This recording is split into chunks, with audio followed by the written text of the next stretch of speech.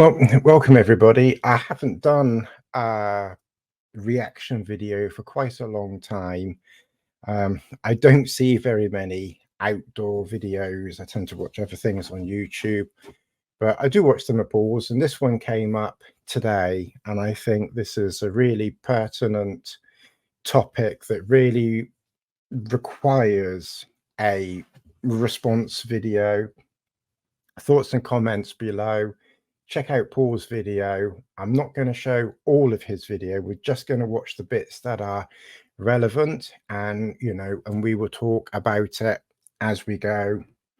One of the reasons why I think this is particularly pertinent at this moment in time is because of what's happening with Dartmoor. First of all, Dartmoor for 20, 30, 40 years, however long it is, I don't know, you've been legally allowed to camp on Dartmoor. Then this Mr. Darwell decided to do a challenge a couple, 2-3 years ago, whenever it was.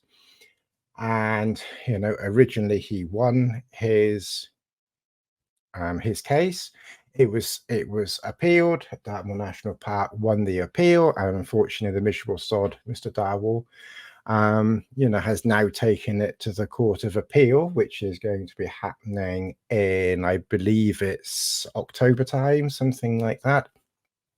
And whatever they decide, I guess, is what they will decide. I think what we're pinning our hopes on with Dartmoor is that wild camping is a recreational pursuit. Clearly it's been allowed on Dartmoor legally for the last many years. I'm not exactly sure how long, but it's clearly been allowed for a very long time, and it is considered a recreation, certainly with regarding Dartmoor, and really anywhere else, because if you're going for a walk and you want to have a bit of a kip or something, then as long as you leave no trace, do the sensible things, then as far as I'm concerned, it is a recreation. And personally, I don't think it should be taken away from us, as long as we, do everything sensibly. So I'm going to play the first part of Paul's video where one of his subscribers asks a question, and I will then skip forward because Paul tells a little story, so you may want to watch his video, to get the full context, but we will then skip to where he answers the question. I was recently asked this question, I suppose about a standstill. Do you think that landowners such as the National Trust and the Forestry Commission should adopt a similar practice to those around Loch Lomond and enable people to wild camp legally through permits that limit the amount of people in one area and generate a small amount of revenue from low permit fees, which may be used to maintain footpaths and keep gates in good order? At that point, as if you wish to watch his video, please, check out his channel. I will also say that this is nothing personal against Paul. He knows me, I know him, we've met once or twice, or once actually, I think, at the national exhibition thing for a few minutes and said hello. So but I do think that this does need addressing, and I personally feel that his heart is in the right place, although I'm not quite sure if he's thinking with his brain, with his answer on this one. I mean that one nicely, but I'm not sure that I personally agree. And going by the comments, on the video, I'm not sure that others agree either. I will just bring you to the attention of one comment that I've put here. Interesting point of view. Unfortunately, going by Dartmoor issues, I think you'd have a mob on your hands, making the whole thing worse and messier. That is messier, not Messner, messier. Plus, it's those minorities you mentioned at the end of your video causing the problem who'd cause more of a problem and ignore all of this. I'm thinking your heart is in the right place, but this unfortunately is not the way to go. You and others promoting leave no trace, rangers doing their job correctly, and not little dictators is the way to go. And Paul replied to my comment. I don't know if he's replied to anyone else's. I don't know the answer, Tony, as I said in the video. Does it work at Loch Lomond? I don't know. I'm not sure, he says. That's why I asked the question. I'd also like the same laws as in Scotland. That makes things better all round in my eyes. Another comment that I've made right below, which you can see there. Will the Labour Party, legalise it in England and Wales? They were certainly talking about it. So I doubt it. I'll be amazed if they did, but we will see. I replied back to Paul, a high impact area like the loch, I guess, does need, it was needed due to the Scottish laws, because obviously if you legalise it everywhere, then maybe easy access. If it was legalised here, would that then lead to that situation, i.e. permits given? I think the only issues generally are high impact, easy to reach for lazy buggers or bone idle to walk more than a mile.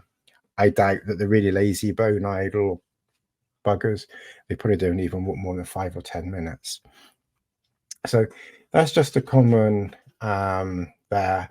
Just bringing your attention to the thing. He says he doesn't know the answer. I don't know the answer.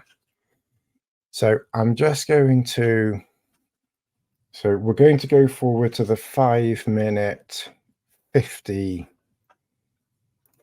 So we'll take it from here. And let's listen to what Paul says and react to it. Camping here in the Peak District anyway. So in response to Tom's question, do I think that the national park should have areas with permitted camping spots? Yes, I do. So I'm just going to stop there, because in Paul's reply to me, he says he doesn't know the answer. And here, Paul, you're saying that, yes, you think that it would be a good idea. I'm not saying that you think that you don't know, but you are here saying, yes, you think that it would be a good idea. Let's carry on. At the moment, there's only Loch Lomond, which is one of our national parks, that has got a permitted area. Scotland have got slightly different rules to us, but around the Loch Lomond area, because that was getting trashed a little bit, they set up a permit scheme, which was, I think it's £4.20 to wild camp at the side of Loch Lomond. Okay, so let's just pause there. So if a permit system was brought in, do people think that £4 would be a fair figure to charge? Should this be, £4 per camp, £4 a year, and you have a permit with you? What do people think about that? And so it's virtually nothing. And it avoids some of the issues when it comes to trashing the place. Although when we did the West Highland Way, there's still plenty of rubbish and fire scars and things like that.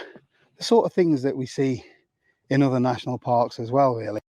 I absolutely agree here. And I'm guessing the West Highland Way probably is an area that is more popular. There's lots of pubs on the way.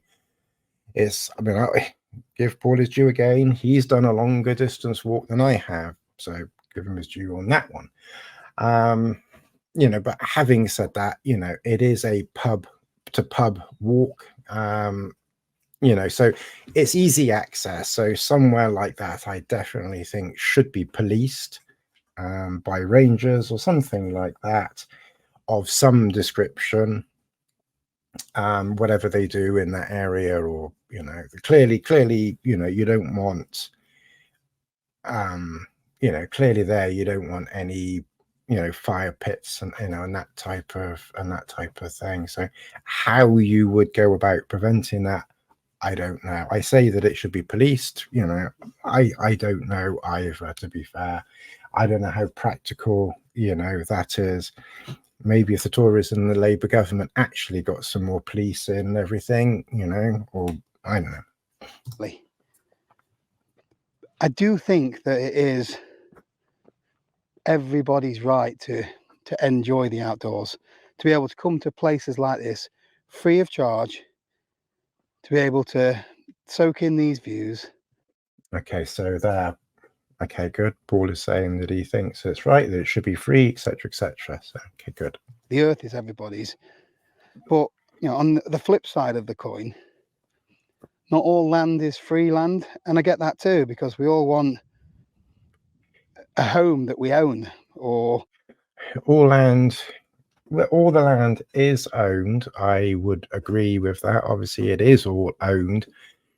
But if it is accessible, as you know, a lot of it is, then I think we should be allowed without payment, you know, to camp, you know, off the beaten track, or at the very least, maybe, you know, allowed, because it is illegal in England and Wales, obviously. But I do think that, you know, we should be able to camp, you know, discreetly somewhere without fear of someone knocking on our tent at such and such a time and, you know, charging us.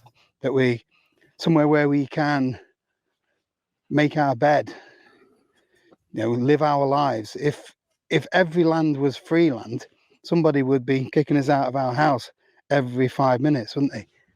So you've got to have some sort of regulation. And I also think that no matter whether you've got permits in place or not, there's still going to be people that leave disposable barbecues, beer cans, things like that, who do not follow the rules. If it's people that have paid their money and their name is on the campsite pitch, then obviously they can be traced and maybe prosecuted, whatever it is. But I don't know what the answer is. Maybe it's something like the fishing license, for example. So that is.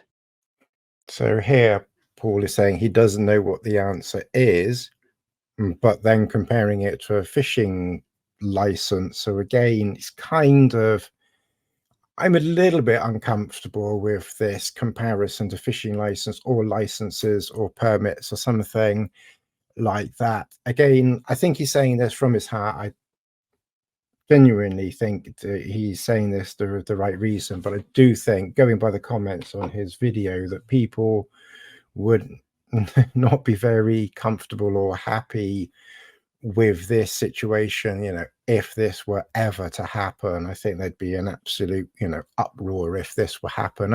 I'm a little bit surprised, a little bit disappointed that someone in Paul's position with his number of followers is making a suggestion like this, because it then only takes, you know, a few MPs or government bodies or landowners to think, well, actually, yeah, maybe this is something that we should be thinking about. So I actually think really someone in Paul's position, or someone with a lot of subscribers and a big reach, you know, potentially should be saying, you know, about the opposite, really. You know, that, you know, while camping should be right, Labour should do what they say rather than being lying to rags, beside the point. You know, and that, you know, just leave no, etc., etc., etc. Let's carry on. I think it's £35 a year, which allows you to fish on coarse fish on the rivers and canals here in the UK. And if you get caught without a fishing license, I think it's a £2,500 fine. I people who follow me on Facebook probably are fed up with my Trump bashing and Putin bashing and everything, but I think they need a good bashing. But you know, I think if you're going down this road, then that's kind of a rather dangerous road to be going down. I wouldn't be very comfortable thinking, you know, that you're going to get fined or something like that for, you know, camping in the middle of nowhere or something. I don't like that dictatorial. Again, I'm sure that Paul isn't meaning it like this. So I asked anyone watching this who disagrees with Paul that you keep your comments polite, please, for me as much as for anyone else. But yeah, I'm not comfortable with this idea of fines and things like that for doing something that, you know, we should be able to do anyway. And, you know, and doing things in a leave no trace way, in a responsible way. You know, I definitely don't think we should get fined for that. Obviously, if you're walking 2 minutes from your car because you're a lazy MF, then yeah, frankly, I think you should get dragged off and chucked in a bog or something. But that's completely different, and that's not wild camping. There is a difference between wild camping and being. I feel like saying MF, but but I'm not going to sink that low. But you know what I mean. But if you had to take a little course, whether you want to fly a drone or drive your car, you've got to do a little test or a license. Why not have that for wild camping? Just to show that you are going to be responsible, that you know that you need to take your rubbish home with you. Okay, so who oh, Paul. So who? Okay, so we do this. So we have a permit. So like a Duke of Edinburgh thing or something, the 10 tours or something. So we then have to go to school, be good little children, do your lines, get detention. If you do it wrong, get your detention, do your lines or something. Yeah, I'm not quite sure how they would go about, you get like a certificate or something. Oh, Paul, sorry. Yeah, that you know that you're not to have fires in certain areas. If they had specific sites that were... I do agree that people do need educating, but I'm not sure that giving them, I'm not sure that this is the way to go. I think this would more alienate people than anything else. That's the only thing I'm saying. Managed and patrolled, the fees from these licenses could easily pay for somebody to patrol the popular areas or the areas that they want to have permit. I do believe that on Dartmoor over the summer months they're employing, I'm guessing the Dartmoor National Park they're employing 6, don't quote me on that, rangers for the summer months to patrol certain areas that people don't do anything stupid or anything like that, and probably get a little education along the way from that. So clearly there does need to be an education, but I don't think going to school to do it is the way to do it. But clearly that we need, as YouTubers, as content creators, we do need to get the word out for people to to camp responsibly. And if people don't and they light fires, then yes, they should be fined, and the police or whatever should be involved in that, clearly. So take the Wild Camping UK website, for example. That has got 100,000 people in it. That's on Facebook. And then there's lots of other groups as well. And so there is literally hundreds of thousands of people here in the UK that are interested in the subject or interested in having a go at wild camping. If they all paid a license fee, I'm not saying that is the answer, and I'm not saying that we should do that. Yeah, so let's just give him his due. Mind you, at the beginning he said yes, it is a good idea, and he did agree with it. But now it's like, I'm not so sure. Yeah, I mean, I get where it is a complicated thing, and I think he's I can't speak for Paul, I don't know what he's thinking, but it's like now he's thinking, oh, hang on a minute, maybe it isn't the answer. I will just I'm not going to say who has written some comments. I posted this video on my Facebook page, and like I said, I'm obviously, if you follow me on Facebook, you'll see who's written, but I'm not going to say who it is because I don't think it's fair. But I think there are some interesting thoughts here, and I will just read these. Budgets allotted for national parks need to be valued and invested in, which have been very significantly cut in recent years. That's probably the Tories. We'll keep going. Ranger teams that are effectively enabled to patrol and coordinate enforcing the National Park Code of Conduct is applied ought to be a priority. Backpackers, bike packers who wild camp and who adhere and respect good practice and code of conduct should definitely not be required to take out a permit. Someone else says, I would be happy with that, as in a permit, if we could camp anywhere but stop the idiots. And that's the problem. I don't think we would ever stop the idiots. And I really do think that it would be so unpopular when you think about Dartmoor and what's happening, you know, down on Dartmoor. You know, I hope that the Court of Appeal, you know, agrees with us that it's a recreation, but you know, it's going to be a bit of an uproar if that doesn't go through. Most of our, in fact, this is the same person carrying on, but a different comment. Most of our landscapes are owned by landowners and not in public ownership, including within our national parks. Therefore, who would profit from a permit? It would ultimately be the landowner. This is not the US or Scandinavia, which has publicly owned national park status, whereby in certain national park areas within the US, and this is something that I think I put on a comment in another comment that I put on Paul's video. I do believe that the national parks in America, it is permit, and it's an absolute nightmare from what I understand to go into a national park. You need a permit, you've got to apply for it in advance.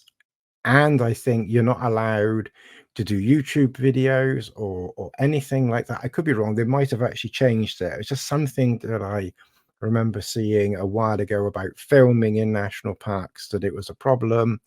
So I'm not sure on that one, but I just vaguely remember hearing something along those lines. This is not the US or Scandinavia, which has publicly owned national park status, whereby in certain national park areas within the US, there is a permit scheme to control visitor numbers, not least for conservation wildlife reasons, which I kind of understand if they're, you know, but I still wouldn't want that here. The funds are reinvested back into the park. What is required in England and Wales is a legal right to roam policy similar to that applied in Scotland. A suggestion for a permit scheme is naive and ill-informed at best. Someone else wrote, I agree that there needs to be more education for fly campers and that those imbeciles that give wild campers a bad name. There should be penalties for if you cause a fire or have to be lifted out of your spot by MRT, Mountain Rescue. If it's, yeah, I would agree with that. Only that's not how the Mountain Rescue thing, works, though, is it? I think, yeah, I kind of get where this person is coming from, but that's a difficult one. How do you decide whether someone is deliberately being really, really stupid, and do you charge them for being an imbecile, as this person puts it? Mind you, I think I used that word recently myself, or what? I don't like the idea of a permit, as this would totally be against the ethos of wild camping. If you have to buy a permit, you may as well camp on a site with bogs and showers. Yes. Because I know that some people would be annoyed by that. But it would arguably give a little bit more control. Do we want control, though? Do we want to be going down the road of controlling wild camping? I'm sure the landowners would want that, but I don't think that we would want that. There is another bit of a movement for me, and I'm sure Paul wouldn't either. Like I said, I think we just, I think Paul's just putting an idea out there. He's not suggesting this or anything, although we did say he agreed with it. And then he kind of backpedaled on that a little bit. But yeah, I really don't think Paul would be wanting to pay a permit if he could avoid it. If there is a permit brought in, Paul, we will be the first one to bake you a cake with a file in it if you don't pay up. Though, when it comes to this kind of thing, there are a lot of landowners that are joining these nearly wild camping sort of websites, which are proving quite popular. So there are places that you can go and pay a small fee. I don't know these places, so I can't comment on this part. I kind of do agree. If a landowner owns a bit of land, where you can go, and you just want to park your car, and then you want to play Rambo or Ramirez, sensibly, and, learn the few ropes and just, get into things steadily and such like. Yeah, I mean, that's personal, that's personal thoughts, and I don't really see anything against this idea, because it would just be a very small area, like a little Umstead or something like that, wouldn't it, or whatever it is. But it's not a national park. It's not the open area where we, you know what I mean. It's probably anywhere between £10 and £20, and basically it's like a glorified campsite, isn't it, really? Go to somebody's land and wild camp, knowing that you're not going to be prosecuted, knowing that you're not going to be asked to leave, knowing that when you get there nobody else is going to be in your pitch. And this is a great... The one point on pitching there, I would say, is if you're in the middle of nowhere, the chances of anyone being in your pitch is all but zero. Clearly, if you walk up Jacob's Ladder, then there's a high chance that someone's going to be in your pitch if you go to top of Jacob's Ladder, in the Peak District, and you don't walk very much further than that. But, once you're like in this background behind Paul there, if you went down into that valley or that valley, I would be amazed if there was someone in your pitch. A great starter place for people who want to have a go, maybe learn the ropes a little bit. These are great places to test your gear, to get into some sort of system where you know that everything you carry in with you, you take home with you. So some of these really popular places. If you did that in one of these places, you pay your £10 or £20, who's actually going to police you, tell you what to do? Is the person that you're paying the £10, £20 to, are they going to come? They aren't going to. I don't think they're going to come and, oh, don't forget to take this with you, don't forget to take that with you. Maybe they do, I don't know. But mind you, probably people are probably so stupid. You, in this day and age, you probably do have to put 20,000 signs up, to tell people what to do, because it seems to me that people these days are too fucking stupid and to have any common sense. When you see these beaches and things like that, people take their stuff onto the beach to have a party or something and then just leave it all on the beach. Humanity befuddles my brain sometimes. Places like around Lady Barrow Reservoir, they could easily patrol that. Wardens could check permits. They could even take payments if need be. And it would give people the opportunity to wild camp in a more controlled environment. And it would also make a little bit of money for the national parks to go towards maintaining footpaths, fixing gates, fences. I think overall it would be a good thing. Why should wild campers be paying that though? Why wild campers? Why, it's a bit like picking on drivers or something.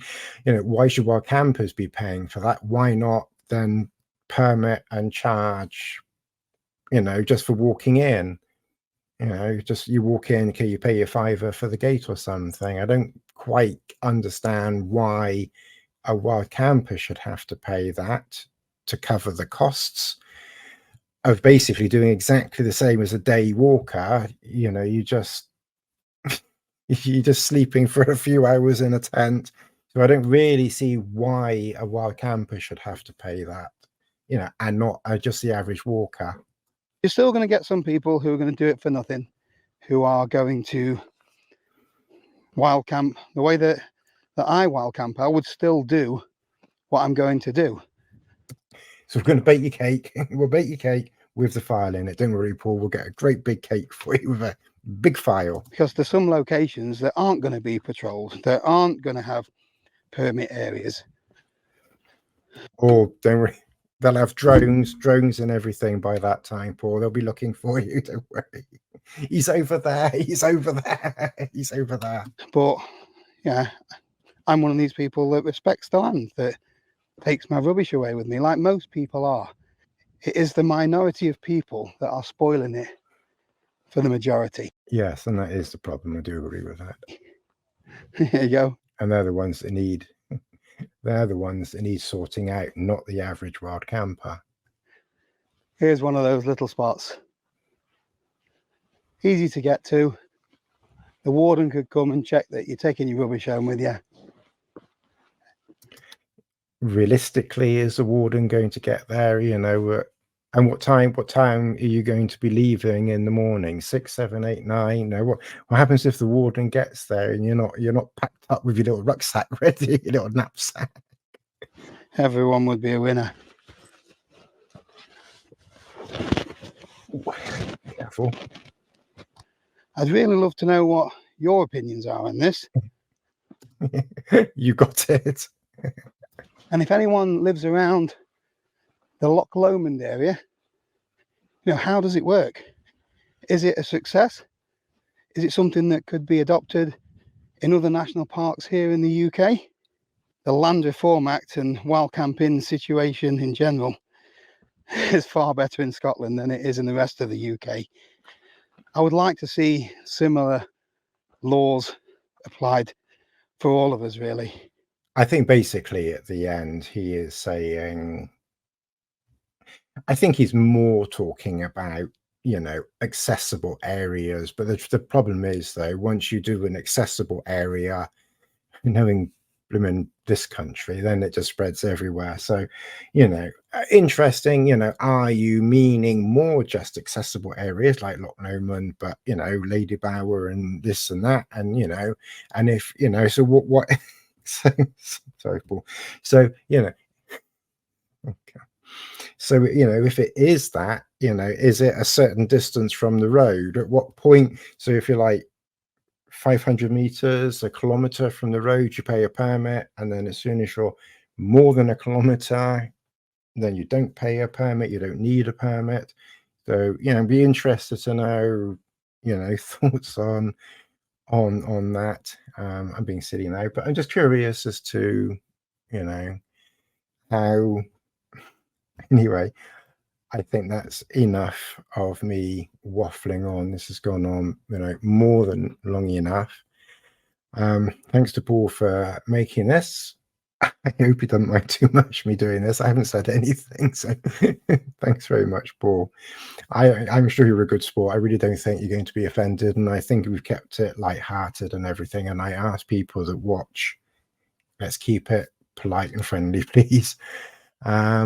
And yeah, I'll see you in the next video. What do you think about permits and wild camping? And yeah, what do you think? Thanks very much for watching.